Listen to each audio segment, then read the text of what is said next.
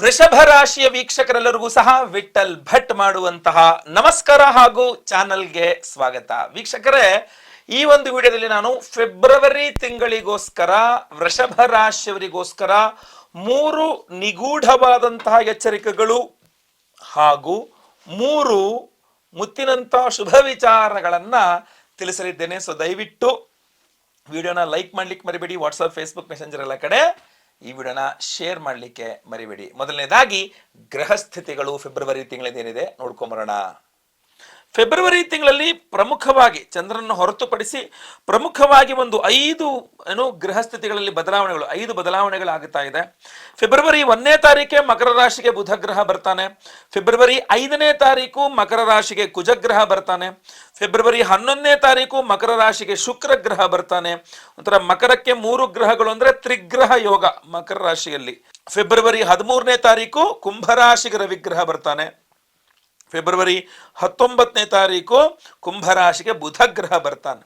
ಅಲ್ಲಿಗೆ 13ನೇ ತಾರೀಕಿನ ತನಕ ನೋಡೋದಾದ್ರೆ ಚತುರ್ಗ್ರಹ ಯೋಗನೂ ಆಗತ್ತೆ. 4 ಗ್ರಹಗಳು ಮಕರ ರಾಶಿಯಲ್ಲಿ ಸಂಚಾರ ಅಂತ ಕಂಡು ಬರ್ತಾ ಇದೆ. ಮೇಷರಾಶಿಯವರಿಗೆ ಕರ್ಮಸ್ಥಾನ 10ನೇ ಮನೆಯಲ್ಲಿ ಇದೆಲ್ಲದೂ ಸಹ ಈ ಸಂಚಾರವನ್ನ ನೋಡಬೇಕಾಗ್ತದೆ. ಇನ್ನು ಹೀಗಿರುವಾಗ ಶುಭ ವಿಚಾರಗಳು ಎಚ್ಚರಿಕೆಗಳು ನೋಡೋಣ.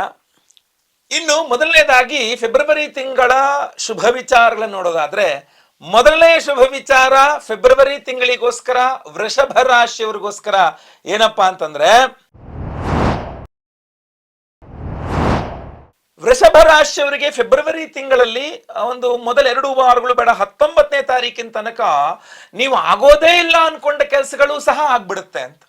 ನೀವು ಯಾವ ಕೆಲಸಗಳನ್ನ ಆಗೋದೇ ಇಲ್ಲ ಅಂತ ಕೈ ಬಿಟ್ಬಿಟ್ಟಿರಿದ್ರೋ ಅಂತಹ ಕೆಲಸಗಳು ಸಹ ವೃಷಭ ರಾಶಿಯವ್ರದ್ದು ಫೆಬ್ರವರಿ ತಿಂಗಳ ಮೊದಲ 2 ವಾರಗಳು ಬೇಡ 19ನೇ ತಾರೀಕಿನ ತನಕ ಅವಕಾಶ ಇದೆ. ಖಂಡಿತವಾಗಿ ಆ ಕೆಲಸಗಳಾಗುತ್ತೆ. ಸ್ವಲ್ಪ ತಾಳ್ಮೆ ಇರಲಿ, ಅನಿರೀಕ್ಷಿತವಾಗಾರು ಹಾಗೆ ಆಗುತ್ತೆ. ಒಳ್ಳೇದಾಗ್ಲಿ. ಇನ್ನು 2ನೇ ಶುಭ ವಿಚಾರ ವೃಷಭ ರಾಶಿಯವರಿಗೆ ಫೆಬ್ರವರಿ ತಿಂಗಳಿಗೋಸ್ಕರ ಏನಪ್ಪಾ ಅಂತಂದ್ರೆ,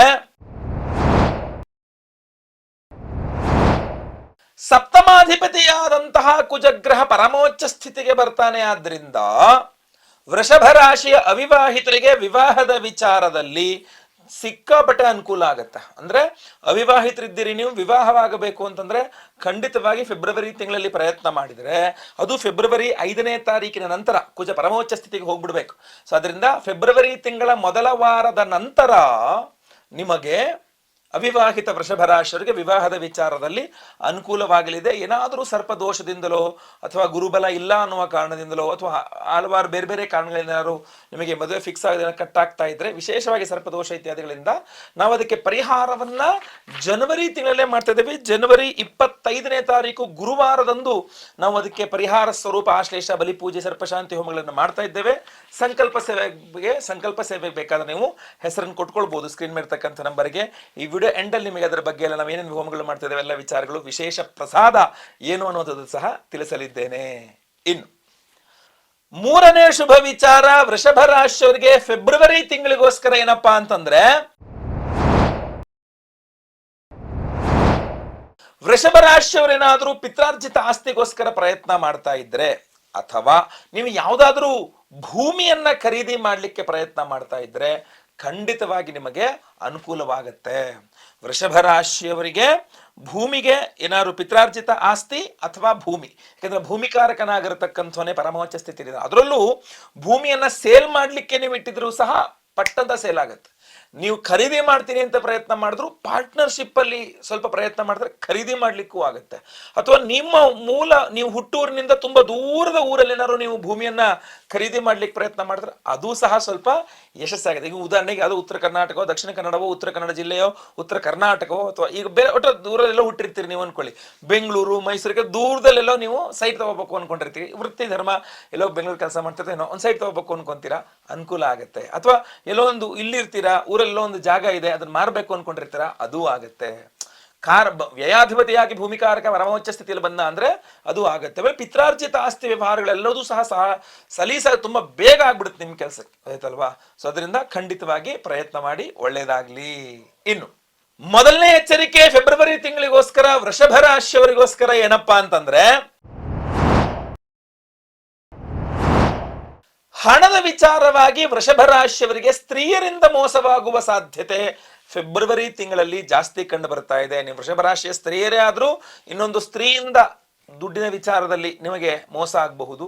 ಅಥವಾ ನೀವು ಪುರುಷರಾಗಿದ್ರೂ ಸಹ ವೃಷಭ ರಾಶಿಯಾಗಿದ್ರೆ ಫೆಬ್ರವರಿ ತಿಂಗಳಲ್ಲಿ ಮತ್ತೊಂದು ಸ್ತ್ರೀಯಿಂದ ನಿಮಗೆ ಹಣಕಾಸಿನ ವಿಚಾರದಲ್ಲಿ ಮೋಸವಾಗುವ ಸಾಧ್ಯತೆ ತೀರಾ ಜಾಸ್ತಿ ಇದೆ. ಎಚ್ಚರ. ಇಲ್ಲಿ ನಾನು ಬಹಳ ಮುಖ್ಯವಾಗಿ ನಿಮಗೆ ಹೇಳ್ತೇನೆ, ಈ ಸಾಲಗಳ ವಿಚಾರ, ಸಾಲ ಕೊಡೋದು, ಸಾಲ ವಾಪಸ್ ತಗೊಳ್ಳೋದು, ಇದೆಲ್ಲ ವಿಚಾರದಲ್ಲಿ ನೀವು ಎಚ್ಚರಿಕೆಯನ್ನು ವಹಿಸಬೇಕು ವೃಷಭ ರಾಶಿಯವರು.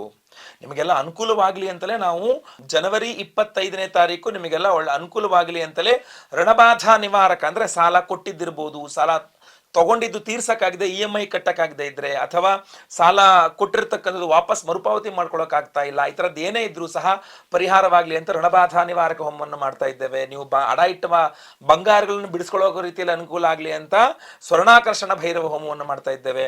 ಈ ವಿಡಿಯೋ ಎಂಡಲ್ಲಿ ತುಂಬಾ ವಿಚಾರಗಳು ತಿಳಿಸ್ತೇನೆ, ದಯವಿಟ್ಟು ವಿಡಿಯೋ ಎಂಡ್ ತನಕ ಕೇಳಿ. ಅಷ್ಟೇ ಅಲ್ಲ, ಒಂದು ವಿಶೇಷವಾದಂತಹ ಮಂತ್ರವನ್ನ ಈ ವಿಡಿಯೋ ಎಂಡ್ನಲ್ಲಿ ನಾನು ವಿಶೇಷವಾದಂತಹ ಒಂದು ಮಂತ್ರವನ್ನ, ಸ್ತೋತ್ರವನ್ನ ಹೇಳ್ತೇನೆ. ಅದನ್ನ ಪ್ರತಿದಿನ ವೃಷಭ ರಾಶಿಯರು ಶ್ರವಣ ಮಾಡಿದರೆ ಸಾಕು, ನಿಮಗೆ ಖಂಡಿತವಾಗಿ ಈ ಫೆಬ್ರವರಿ ತಿಂಗಳ ಬಾಧೆಗಳನ್ನ ತಕ್ಕ ಮಟ್ಟಿಗೆ ನೀವು ನಿಗ್ರಹ ಮಾಡಲಿಕ್ಕೆ ಅನುಕೂಲವಾಗಲಿ.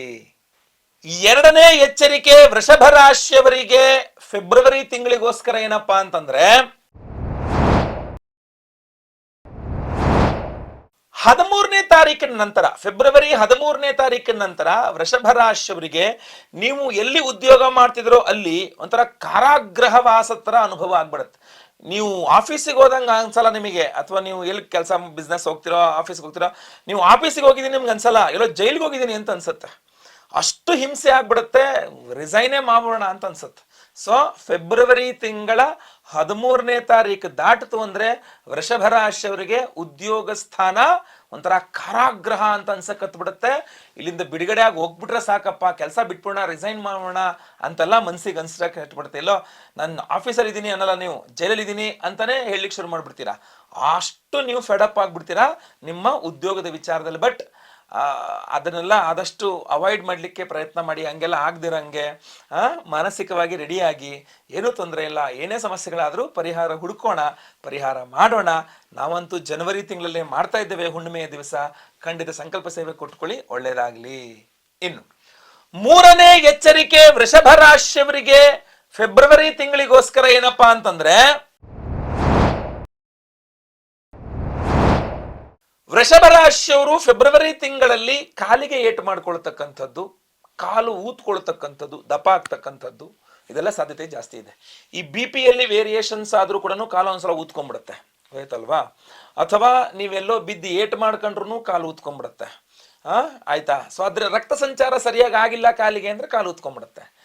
ನೀವು ಬಿದ್ದು ಏಟು ಮಾಡ್ಕೊಳ್ಳುವಂಥದ್ದು, ಅಥವಾ ಕಾಲು ಊದ್ಕೊಳ್ತಕ್ಕಂಥದ್ದು, ಕಾಲು ಉಣ್ಕುವಂಥದ್ದು, ಕಾಲು ಗಾಯ ಆಗ್ತಕ್ಕಂಥದ್ದು, ಹೀಗೆ ವೃಷಭ ರಾಶಿಯವರಿಗೆ ಕಾಲಿಗೆ ಸಂಬಂಧಪಟ್ಟಂತಹ ಅನಾನುಕೂಲತೆಗಳು, ಸಮಸ್ಯೆಗಳು, ಬಾಧೆಗಳು ಆಗುವ ಸಾಧ್ಯತೆ ತೀರಾ ಜಾಸ್ತಿ ಕಂಡು ಬರ್ತಾ ಇದೆ. ಬಹಳ ಎಚ್ಚರಿಕೆಯಿಂದ ಇರಿ. ನಡ್ಕೊಂಡು ಹೋಗ್ಬೇಕಾದ್ರೆ, ಗಾಡಿ ಓಡಿಸ್ಬೇಕಾದ್ರಾಗಲಿ, ನಡ್ಕೊಂಡು ಹೋಗ್ತಿರ್ಬೇಕಾದ್ರೆ, ಓಡ್ತಾ ಸೈಕ್ಲಿಂಗ್ ಏನೇ ಬೇಕಲ್ಲಿ ಬಹಳ ಎಚ್ಚರಿಕೆ. ನಾನೀಗ ಹೇಳಿದಂಥ ವಿಚಾರವನ್ನು ನೆನಪಲ್ಲಿ ಇಟ್ಕೊಳ್ಳಿ. ಆದಷ್ಟು ಮಂಗಳವಾರದಂದು ಪ್ರಯಾಣ ಮಾಡಬೇಡಿ, ಗಾಡಿ ಓಡಿಸೋದೆಲ್ಲ ಮಾಡಬೇಡಿ. ಮನೆಯಲ್ಲೂ ಅಷ್ಟೇ ಎಣ್ಣೆ ಚೆಲ್ಕೊಂಡಿದ್ರೆ ಅದ್ರ ಮೇಲೆ ಕಾಲಿಟ್ಟು ಜಾರಿ ಬೀಳುವಂಥದ್ದು, ಏನೋ ಒಂದು ಕಡೆ ಕಾಲಿಟ್ಟು ನೀರಿತ್ತು ಚೆಲ್ಲಿತ್ತು ನಂಗೆ ಗೊತ್ತಿಲ್ಲ, ಕಾಲು ಜಾರಿಬಿಟ್ಟೆ ಅನ್ನುವಂಥದ್ದು, ಇದೆಲ್ಲ ಸಾಧ್ಯತೆಗಳು ಜಾಸ್ತಿ ಇದ್ದಾವೆ.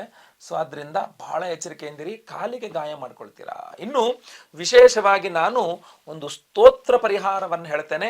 ಪ್ರತಿದಿನ ನೀವು ಬೆಳಗ್ಗೆ ಎದ್ದು ಸ್ನಾನ ಮಾಡಿಕೊಂಡು ನೀವು ಕೆಲಸಕ್ಕೆ ಹೋಗಿನ ಮುಂಚೆ ಈ ಒಂದು ಸ್ತೋತ್ರ ಪರಿಹಾರವನ್ನು ಮತ್ತೆ ಪುನಃ ಶ್ರವಣ ಮಾಡಿ ಕೇಳಿಸ್ಕೊಳ್ತಾ ಇರಿ ವಿಡಿಯೋನ. ಖಂಡಿತವಾಗಿ ನಿಮಗೆ ಅನುಕೂಲವಾಗುತ್ತೆ. ಅಷ್ಟೇ ಅಲ್ಲ, ಈ ವಿಡಿಯೋ ಎಂಡಲ್ಲಿ ನಾನು ಇನ್ನೊಂದು ವಿಶೇಷವಾದಂತಹ ಪರಿಹಾರವನ್ನು ಸಹ ತಿಳಿಸ್ತಾ ಇದ್ದೇನೆ.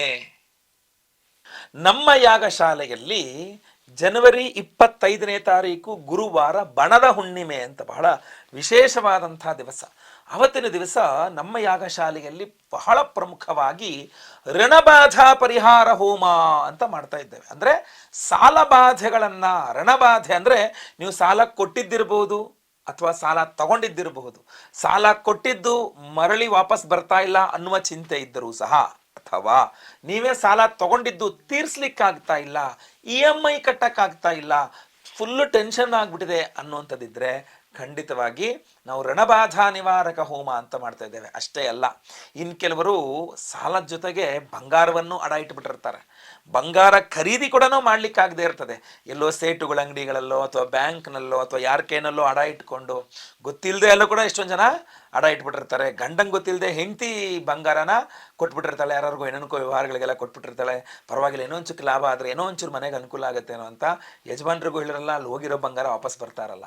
ಸೊ ಹೀಗೆ ಹಲವಾರು ರೀತಿಯಲ್ಲಿ ಬಂಗಾರಕ್ಕೆ ಸಂಬಂಧಪಟ್ಟಂಥ ಸಮಸ್ಯೆ ಇದ್ದರೆ ನಾವು ಸ್ವರ್ಣಾಕರ್ಷಣ ಭೈರವ ಹೋಮ ಅಂತ ಒಂದು ಹೋಮ ಮಾಡ್ತಾ ಇದ್ದೇವೆ. ರಣಬಾಧಾ ನಿವಾರಕ ಹೋಮ, ಸ್ವರ್ಣಾಕರ್ಷಣ ಭೈರವ ಹೋಮ ಬಣದ ಹುಣ್ಣಿಮೆಗೆ ದಿವಸ ಮಾಡ್ತಾ ಇದ್ದೇವೆ. ಒಳ್ಳೆಯ ಕಾಂಬಿನೇಷನ್ ಅದು, ಆಯ್ತಲ್ವಾ? ಹುಣ್ಣಿಮೆ ದಿವಸ ಅಂದ್ರೆ ನೀವು ಸಾಲ ಕೊಟ್ಟಿದ್ದಿರ್ಬೋದು, ಸಾಲ ತಗೊಂಡಿದ್ದಿರಬಹುದು, ಬಂಗಾರ ಅಡ ಇಟ್ಟಿದ್ದಿರಬಹುದು, ಅದು ಬ್ಯಾಂಕಲ್ಲ ಎಲ್ಲೇ ಆಗಿರ್ಬೋದು, ಬಂಗಾರ ಅಡ ಇಟ್ಟಿದ್ದು ಅಥವಾ ಬಂಗಾರ ಕಳ್ಕೊಂಡಿದ್ದಿರ್ಬೋದು, ಅಥವಾ ಬಂಗಾರವನ್ನ ಖರೀದಿ ಮಾಡಬೇಕು ಅನ್ನೋ ಆಸೆ ಇದೆ ಬಟ್ ಆಗ್ತಾ ಇಲ್ಲ ಅನ್ನುವಂತಿರಬಹುದು. ಸ್ವರ್ಣಾಕರ್ಷಣ ಭೈರವ ಸಾಲ ರಣಬಾಧೆ ಏನೇ ಇದ್ರೂ ಪರಿಹಾರ ಆಗ್ಲಿಕ್ಕೋಸ್ಕರ ನಾವು ರಣಬಾಧಾ ಪರಿಹಾರ ಹೋಮ. ಇನ್ನು ಸಂತಾನ ಇಲ್ಲದಂತಹ ಮೇಷರಾಶಿಯವರಿಗೆ, ಅಥವಾ ಸಂತಾನ ಇದ್ರೂ ಸಹ ಸಂತಾನದಕ್ಕೆ ಅಭಿವೃದ್ಧಿ ಆಗ್ತಾ ಇಲ್ಲ, ಒಳ್ಳೆಯವ್ರ ವಿದ್ಯೆ ಬುದ್ಧಿ ಏನು ಬರ್ತಾ ಇಲ್ಲ, ಹೇಳಿದ ಮಾತು ಕೇಳ್ತಾ ಇಲ್ಲ, ಈ ಥರದೆಲ್ಲ ಟೆನ್ಷನ್ ಇರ್ತಾವಲ್ಲ, ಅದೆಲ್ಲ ಪರಿಹಾರಕ್ಕೋಸ್ಕರ ಸಂತಾನ ಗೋಪಾಲ ಹೋಮ ಮಾಡ್ತಾ ಇದ್ದೇವೆ. ಗುರು ಶಾಂತಿ ಶನಿ ಶಾಂತಿ ಸಹಿತ ಮಹಾನವಗ್ರಹ ಶಾಂತಿ ಹೋಮವನ್ನು ಮಾಡ್ತಾ ಇದ್ದೇವೆ. ಇದೆಲ್ಲ ಹೋಮಗಳನ್ನು ನಾವು ಜನವರಿ 25ನೇ ತಾರೀಕು ಗುರುವಾರ ಬಣದ ಹುಣ್ಣಿಮೆಯ ದಿವಸ ಮಾಡಿ ನಿಮಗೆ ವಿಶೇಷವಾಗಿ ಪ್ರಸಾದ ಸ್ವರೂಪ ನಾನು ಕುತ್ತಿಗೆಯಲ್ಲಿ ಹಾಕೊಂಡಿರ್ತಕ್ಕಂಥ ಈ ಒಂದು ರುದ್ರಾಣಿ ಮಾಲೆಯನ್ನು ಕೊಡ್ತಾ ಇದ್ದೇವೆ. ಬಹಳ ಚಿಕ್ಕ ಚಿಕ್ಕ ಚಿಕ್ಕ ಚಿಕ್ಕ ಚಿಕ್ಕ ಚಿಕ್ಕ ಬೀಡಿಸುತ್ತದೆ ಇದು. ರುದ್ರಾಕ್ಷಗೆ ಒಂದು ಫ್ಯಾಮಿಲಿಗೆ ಬರ್ತದೆ ಇದು, ಪರಿವಾರಕ್ಕೆ. ಆದರೆ ಇದು ರುದ್ರಾಣಿ ಅಂತ ಹೇಳ್ಬಿಟ್ಟು ಸ್ತ್ರೀ ಸ್ವರೂಪವಾಗಿ, ಸ್ತ್ರೀ ದೇವತಾ ಸ್ವರೂಪವಾಗಿರ್ತದೆ.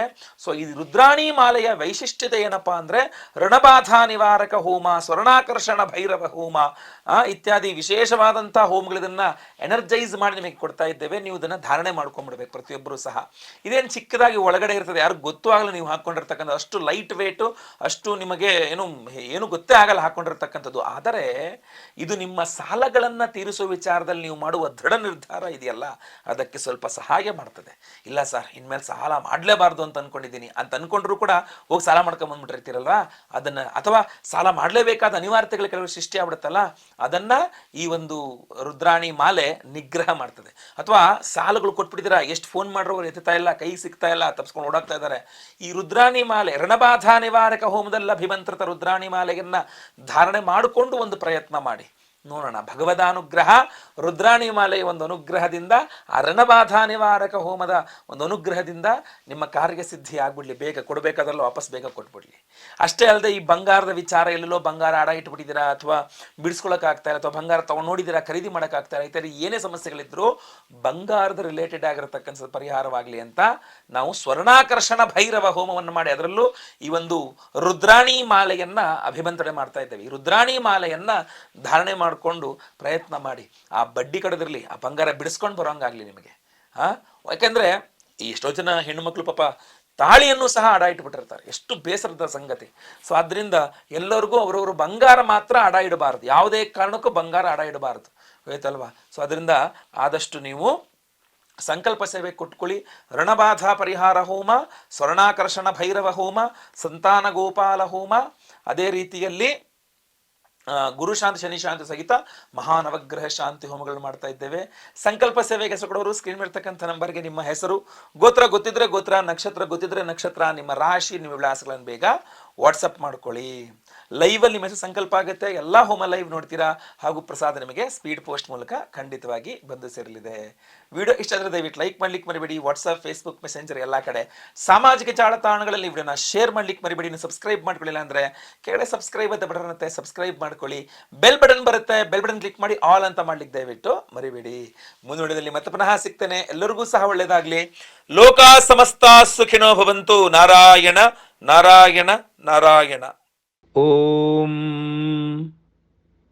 ಆರ್ತಾನಾಂ ದುಃಖ ಶಮನೆ ದೀಕ್ಷಿತಂ ಪ್ರಭುಮವ್ಯಯಂ ಅಶೇಷ ಜಗದಾಧಾರಂ ಲಕ್ಷ್ಮೀನಾರಾಯಣಂ ಭಜೆ. ಓಂ ಅಪಾರ ಕರುಣಾಂಬೋಧಿಂ ಆಪದ್ಬಾಂಧವಮಚ್ಯುತಂ ಅಶೇಷ ದುಃಖ ಶಾಂತ್ಯರ್ಥಂ ಲಕ್ಷ್ಮೀನಾರಾಯಣಂ ಭಜೆ. ಓಂ ಭಕ್ತಾನಾಂ ವತ್ಸಲಂ ಭಕ್ತಿಗಮ್ಯಂ ಸರ್ವಗುಣಾಕರಂ ಅಶೇಷ ದುಃಖ ಶಾಂತ್ಯರ್ಥಂ ಲಕ್ಷ್ಮೀನಾರಾಯಣಂ ಭಜೆ. ಓಂ ಸುಹೃದಂ ಸರ್ವಭೂತಾನಾಂ ಸರ್ವಲಕ್ಷಣ ಸಂಯುತಂ ಅಶೇಷ ದುಃಖ ಶಾಂತ್ಯರ್ಥಂ ಲಕ್ಷ್ಮೀನಾರಾಯಣಂ ಭಜೆ. ಓಂ ಚಿದಚಿತ್ ಸರ್ವಜಂತೂನಾಂ ಆಧಾರಂ ವರದಂ ಪರಂ ಅಶೇಷ ದುಃಖ ಶಾಂತ್ಯರ್ಥಂ ಲಕ್ಷ್ಮೀನಾರಾಯಣಂ ಭಜೆ. ಓಂ ಶಂಖಚಕ್ರಧರಂ ದೇವಂ ಲೋಕನಾಥಂ ದಯಾನಿಧಿಂ ಅಶೇಷ ದುಃಖ ಶಾಂತ್ಯರ್ಥಂ ಲಕ್ಷ್ಮೀನಾರಾಯಣಂ ಭಜೆ.